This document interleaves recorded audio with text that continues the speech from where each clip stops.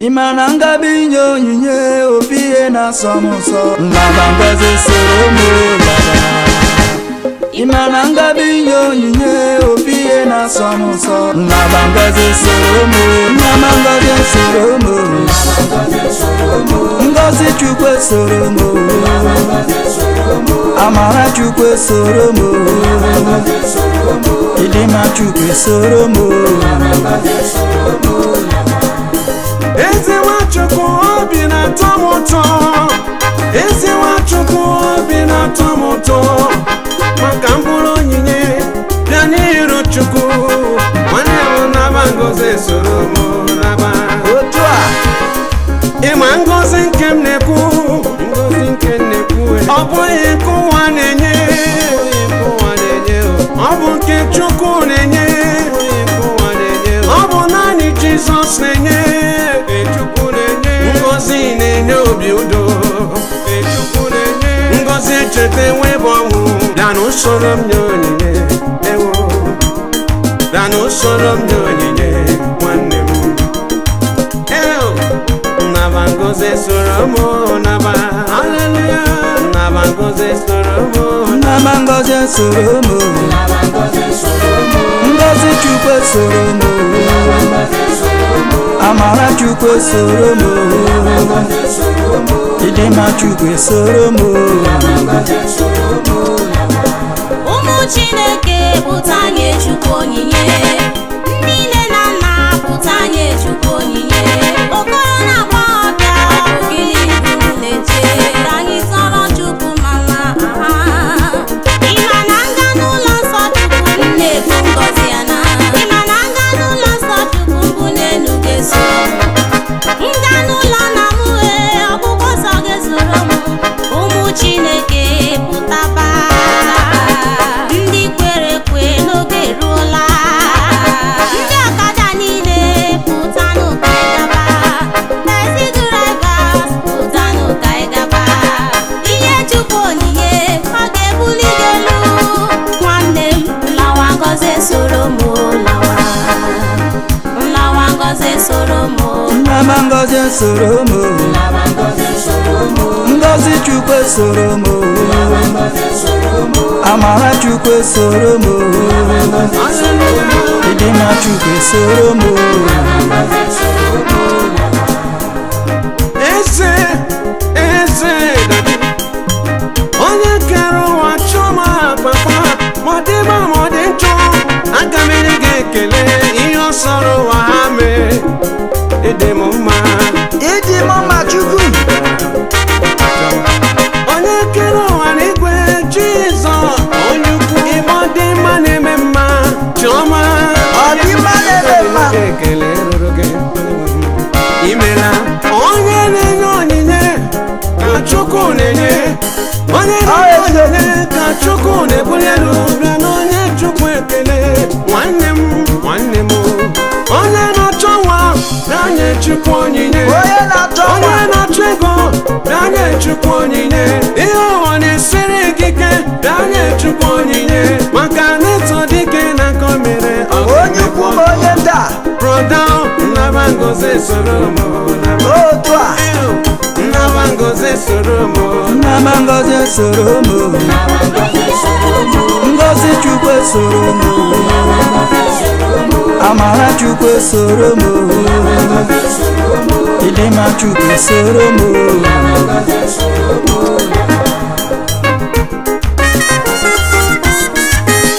obi na-atọ m mgbe m nụrụ ka ha na-ekwusi ka anyị gaa n'ụlọ nke osebụlụ ụwa anyị eweta ihe onyinye n'ihe iji Chukwu mma ka ha amụrọ na-enye obi ụtọ soro m ka anyị gaa tọrọcha anyị ma mma Nwachukwu n'aha Jizọs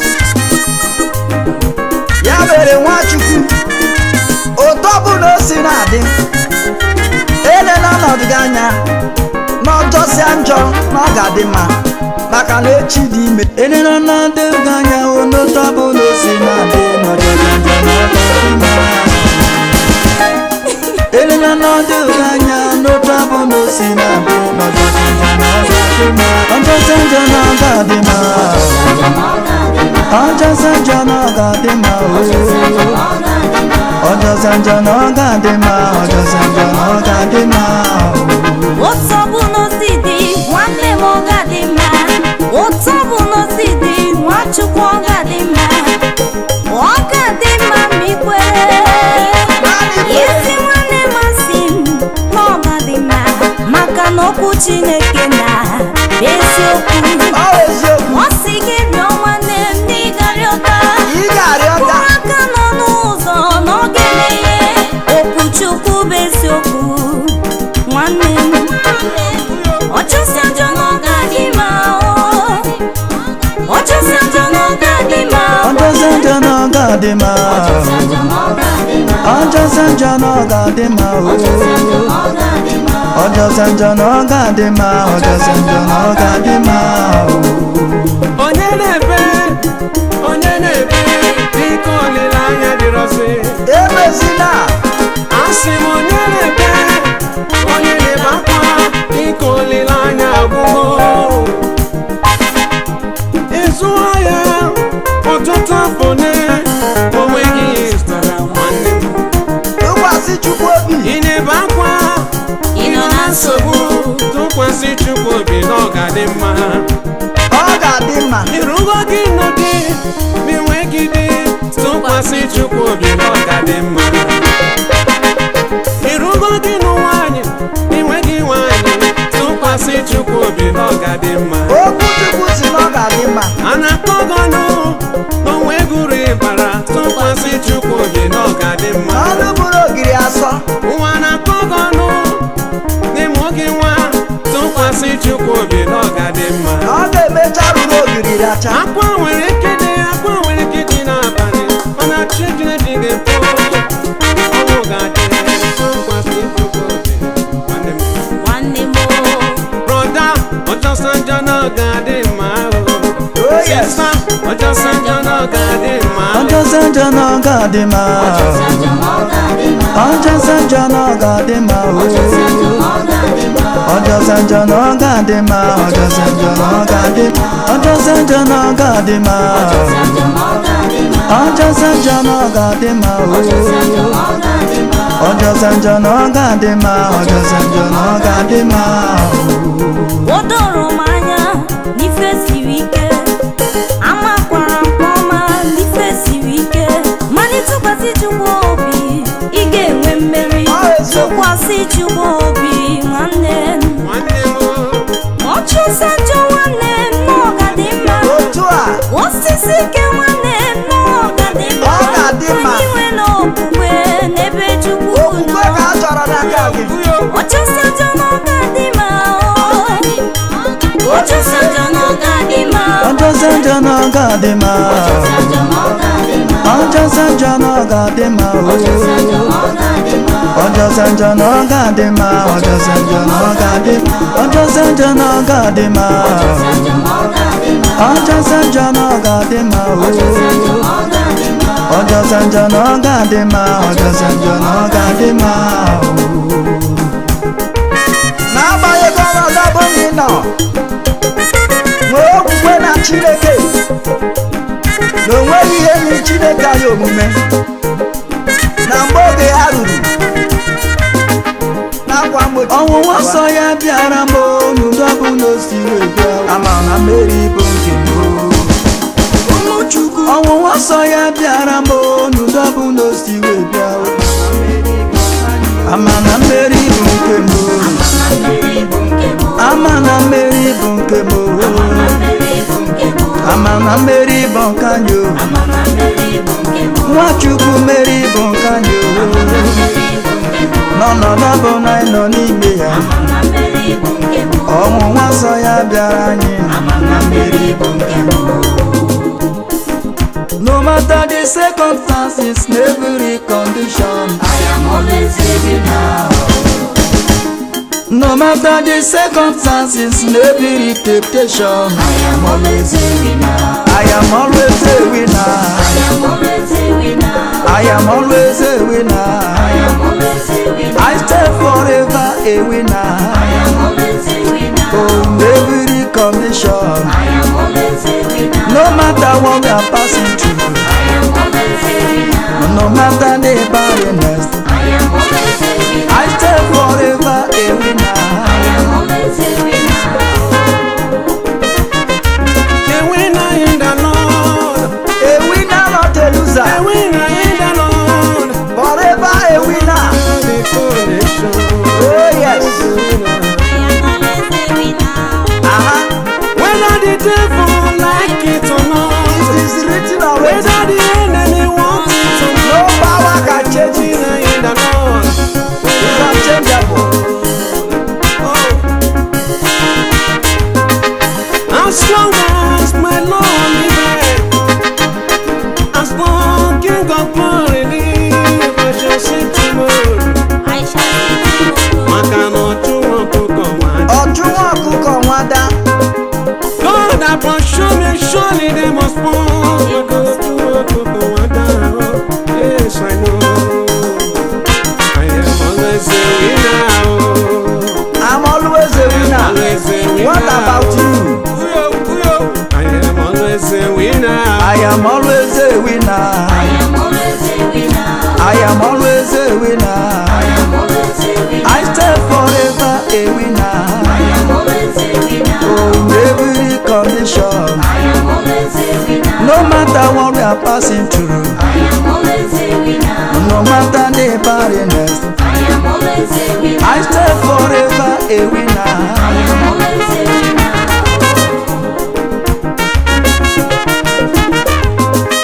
I am a winner, winner, winner in the Lord. I am a winner. In my family, I am a winner. I am a winner. In my business, I am a winner. I am a In my winner. working place, oh yes, I am a winner. Forever a winner. Winner, winner, winner. Amosu, onweghị pụrụ ime gị. O nweghị ihe a ga-eme nwa Chineke. Ị na-abamba n'okwu maka na aka Chukwu dị ike. Aka Chukwu dị na ndụ anyị. Nwanyị aga a na-akọ ọgọ na mụrụ nwa. Chere oge Chukwu n'oge Chineke ka mma. Oge Chukwu rue akwa mgbochi ekewa. Were Chukwu dị na ọ ga-aza gị ekpere. Onye na-akọ anụ ewo n'onwe ego. Akọla ọgọ na-enwe ego. Gwa were Chukwu ndidi na mmeri n'oge gị. Mmeri bụ nke gị. Ọnọdụ bụ na gị nọ n'ime ya o. Ị bụkwa na onye mmeri n'elu ụwa. Ị bụ onye mmeri. I am always a winner. Oh yes. I am always a winner. Forever In a the winner. morning, I am a winner. In the night, I am a winner. I am a winner. Winner, winner, winner all the time. All the time. Hallelujah, I am a winner. No more failure. Praise the Lord. Hallelujah. Hallelujah, I am a winner. I am a winner. I am always a winner. I am always a winner. I am always a winner.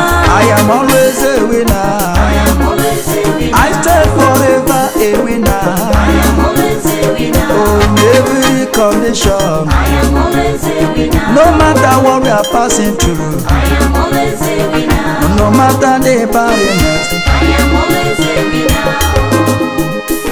Hey, hey. God is the secret behind my success. Hallelujah. Mamdi no abuchuku, mamdi no abuchuku, mamdi no abuchuku, mamdi no abo, mamdi no abo, mamdi no abo, ufumule lo amo, oh mamdi no abo. Ewezuga Chineke, ọ bụ gịnị ka m ga-abụ? Ewezuga Chineke, o nweghị ihe anyị ga-abụ n'ụwa, na mma dị n'ụwa o. Holy Ghost, Holy Ghost fire. Holy Ghost, Holy Ghost fire. Onye si na okeke m agaghị eru m aka. Dọnda agbagbukwụ ekwensu. Onye si na Nwachukwu agaghị eru m aka. Ọchụ ọkụkọ nwata na nwa ọkụkọ wee nwee ọsọ. Oh.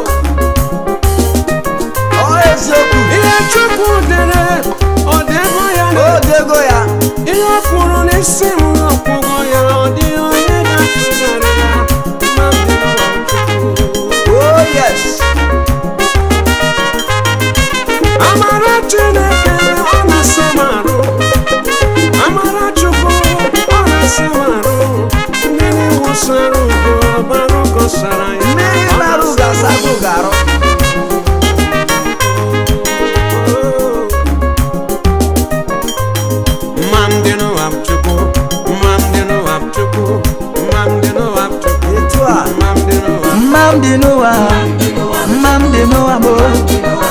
Mamde Noah, Mamde Noah, Ufumule Loamo, oh Mamde Noah, Ewezoga de Chineke, Obugini Kamungabu, Ewezoga Chineke, Owagi Hani Gabu Noah, Mamde Noah.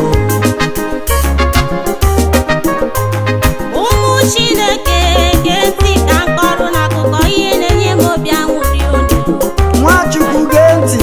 Ọ na-abụ na-aga n'okporo ụzọ, a na-ajụ m ajụjụ si, ọ bụ onye na-eme gị mma? Onye na-eme gị mma? Ma akpọrọ asịsị ya na Mamde Noah bụ Chukwu, na mụ were gota na ọ bụ Chineke. Ọ bụ Chineke na-eme mma. Na mụ mara mma o, na ọ bụ Chi m dere m ya o. Na mụ Mma si na mara Chi. mma o, ịma na ọ bụ Chi m dere ya o. O si na Chi adị mma. Ihe ego ya o n'elu ụwa o jai. Ya ka m dị jụ ajụjụ ụmụ Chukwu why o why o why I no go make ịnyanga o? Why I no go make ịnyanga? I must shakara for Jesus. Mamde Noah bụ Chukwu, ọ bụ ya na-eme m mma o n'elu ụwa. Yes, Hai. Mamde Noah bụ Chukwu. Otu a. Mamde Noah bụ Chukwu. Aha. Mamde Noah bụ Chukwu. Mamde Noah bụ Mamde Noah, Mamde Noah, Mamde Noah, Mamde Noah, Ufumule Loamo, oh Mamde Noah, Ewezoga de Chineke, Obugini Kamungabu, Ewezoga Chineke, Owagi Hani Gabu Noah, Mamde Noah. Mamde Noah bụ Chukwu, Nwachukwu na Noah bụ Chukwu. Nwadebo, ihe niile nwere Uchukwu nyere m ya otu a. Onye ọma dị mma nwere Uchu nyere m ihe Chi na-enye ụgbọala dị mma o ji wee chọọ m mma. O si na Chi abịa. Ụlọ mara mma ka o ji wee chọọ m mma. Aha, o mere m mma mgbe m enweghị olileanya. Olileanya m jiri m eze mgbe ike gwụrụ obi m. Mgbe m na-enweghị olileanya ka Chi m bịara mee m mma. Mamde Noah bụ Chukwu. Mamde Noah bụ Chukwu. Mamde Noah bụ Chukwu. Mamde Noah. Mamde Noah. Mamde Noah bụ. Mamde Noah. Mamde Noah. Ufumule Loamo. Oh Mamde Noah. Ewezoga de Chineke. Ọ bụ gịnị ka m ga-abụ? Ewezoga Chineke. O nweghị ihe anyị ga-abụ n'ụwa. Mamde Noah. Mamde Noah bụ. Mamde Noah. Mamde Noah, Ufumule Loamo, oh Mamde Noah, Ewezoga de Chineke, ọ bụ gịnị ka m ga-abụ? Ewezoga Chineke, o nweghị ihe anyị ga-abụ n'ụwa.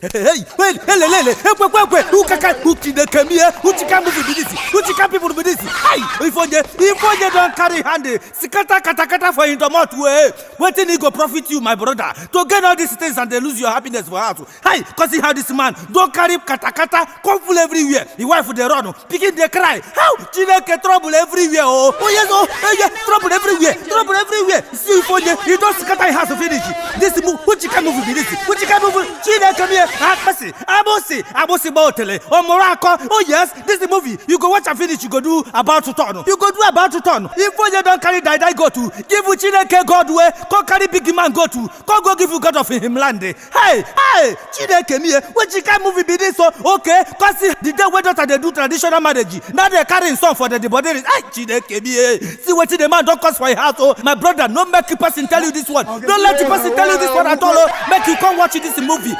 Abosi Botel or Morocco. Now here you go learn. Now here you go sabi. Now here you go turn around. If only now what do you can gain? Now what do you can gain for this kind of behavior where you don't scatter your house? Finish it. Scatter your house like say tomorrow no day. Hey, mama they run come out for house. Picking they cry. Many things they happen. Hey, nemesis. Don't catch up with the Ifonye metal. Chineke me, he don't be only say na he the suffer.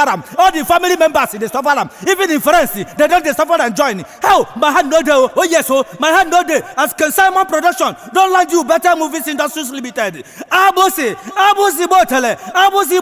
Hey, it's too much. Oh, people waited the movie now. Chiwatalago, Amechi Monago, Stephen Alajampa, Kingsley Obona, alias Dauda. Odara Wobu. You never finish. Oh, Chinelo dead there. Kingsley Ajide, Chukudio Koro dead there. Edamaya Code Day. Which can people be this? Hey, you never finish. Oh, they can't introduce Amakede, Leo Ewuzie, Ben Okoye, and Andy Ofia. Che, na Francis Wode, the producer, director, na Sympathy Unadike. Yes, so marketed and distributed nationwide by Better Movies Industries Limited. Yes, so where them there? Na G2857 Electronics Market Shopping Complex on the Anambra State, number 3 Park Road, Aba, Abia State. Telephone na 080-343-93280 or 080-375-27373. Hell, my people, come watch this movie. Come watch this movie. You must learn lesson. My people, now Abuse part 1 and 2. Abuse part 1 and 2. Abuse Botele.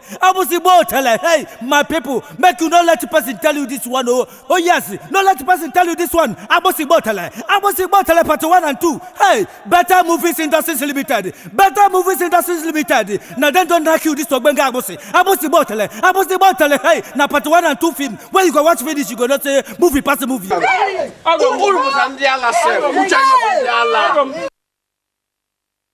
My name is Brother Jeremiah Okechukwu Osai, aka Ukpara Anointing, worldwide, by the grace of God. Well, it has started long ago. The inspiration came long ago because it's a call. If you listen to the music Ukpara Anointing, if you listen to it, it is a message throughout, both front and back. It is a call. It's in my bone. Just inspiration from above. At the time, I became like a pregnant woman that about to give birth. I'm no longer myself until I deliver it, because it going to some. It is a message that's going directly to people's heart. So sometimes the heaven, from the revelation, I was made to understand that the Ukpara Anointing is not just a music, but is a spiritual medicine. Is a spiritual drugs for spiritual sickness. And thank God that I catch good there. All right.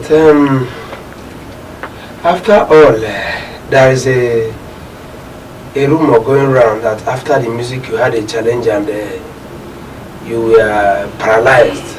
Different reasons they gave. So tell us more. What has been your experience so far after the music? Well, I heard it myself. Some friends called me, some emailed me, some chat me on WhatsApp, Facebook, some called me directly. But the truth of the matter is this. Bible says many are the afflictions of the righteous, but the Lord delivered them from them all, that none of their bones shall be broken. Psalm 23 verse 4 says, though I walk in the valley shadow of death, I shall fear no evil. Surely they must gather. I know they tried, but he that is not is greater than them in the world. I told people, don't panic. Some are crying, some even say, God, why? But I told them, let them not ask God why, because it is a rumor that by the grace of God, as this video is out now, just look at me, I'm heard sound, and the rumor by the special grace of God, God have given me a music that says, Ona hugo no nwere aka na-eche m oho. Ewo na hugo na nwere aka na-eche m oho. Na ọgwụ ndị iro gwọrọ wọrọ ha ya. Ọ wọrọ ha ya. Ọgwụ wọrọ ha ya na nwere aka na-eche m. Izu ndị iro gbara wọrọ ha ya. Izu ha wọrọ ha ya. Ọ wọrọ ha ya na nwere aka na-eche m. Omowa nụrụ olu m oho. Bible says, not him that runneth, but Lord that showeth mercy. I am not afraid, because I know he that is in me is greater than them in the world. It's not about me, but about God. Thank you. All right. Finally, your word to your fans out there, your viewers, those that cherish your music so much. What do you have to tell them? Okay, first of all, I want to encourage them, especially my co-artists. It is not easy. The journey is not a journey of butter and bread. It is a spiritual journey. So I'm encouraging my friends, all my fans, those that even don't know me but love the music, that God is God and God is what He is. Chukwu be hope. So my prayer, just as I love all the music. There is no anyone that I don't know book. The one I want to comment is this. Ojo Chanjono Jadema. I just want to tell them, doesn't matter the present situation. The darkest hour is closer to the day. This message is music is a music that is a message of hope. I just want them to believe God in everything. Thank you. Okay, finally, your prayers. Okay, my prayer is this. The music is titled Okpara Anointing. A lot of things. I really want to comment this on this Okpara Anointing. Okpara Anointing means those that can give everything out just to look for anointing. Those that can give everything out to sustain the anointing of God. I want people to be in prayer. The characteristics of Okpara Anointing as I sing. No be keka beji mahe, igba gugu beji mahe, bumono beji mahe. When you add fasting with prayer, it's like adding cement on a sand with a stone. It become with iron. It become a concrete. So when you add fasting into prayer with alms giving, it become a concrete. That was Bible say that the prayer that made in such manner has a powerful effect. So my advice to them, everything, is to be prayerful and to be faithful with God, for everything under this earth has a time. When somebody's times come, God must surely glorifies Him. Okpara Anointing is not my first music, it's not my second, it's not my third, it's not my fourth, it's not my fifth, it's about the seventh one. But this is how God wants it. And now become one because this is the right time of the Lord. So I wish you, as you hear the music, deliverance is inside the music, healing and promotion, protection, favor, whatever thing you are looking for in the hands of God is there in the music waiting for you. Just put your spirit and God will say you too. My name's Abugu Confidence Chibueze, aka Gentle Dove. People call me Tobechukwu. Well, Jeremiah is he's a very good friend of mine. It has been a very long time, even before he played this song. Okay, by the special grace of God, I happen to be the producer of this particular album titled Okpara Anointing. I'm the engineer, the studio manager, I'm the one that used my finger, to play that thing. So this place is where I produce my songs. As you can see, I do my jobs here. Yeah, you can hear the song. So this is where I do all the work.